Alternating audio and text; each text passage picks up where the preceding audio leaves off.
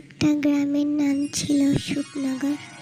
আর সেই গ্রামে থাকতেন গফুর চাচা, যিনি অলসতায় জীবন্ত উদাহরণ।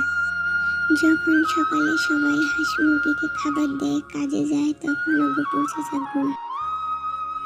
একদিন সকালবেলা দেখা যায় চাচার গরুটা আর নেই। চাচা গরু খুঁজতে চলেন। চাচা একটা হাই তুলে বলল, গরু যদি আমায় ভালোবাসতো নিজেই তো ফিরে আসতো।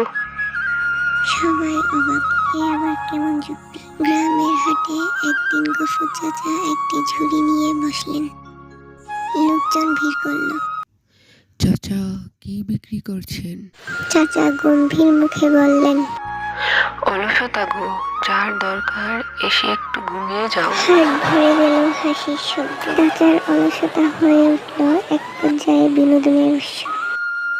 গ্রামের লোকেরা একদিন মিটিং ডাকলো। সবাই মিলে সিদ্ধান্ত নিল, গফুর চাচার অলসতা আর নিছক আলসেমি নয়, ওনাকে নিয়ে একটা বই লেখা দরকার।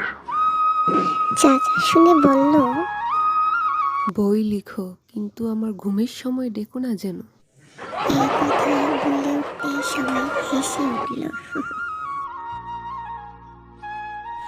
অলসতা সবসময় খারাপ না। যদি তুমি মানুষকে হাসাতে পারো, তাহলে তুমিও একজন শিল্পী।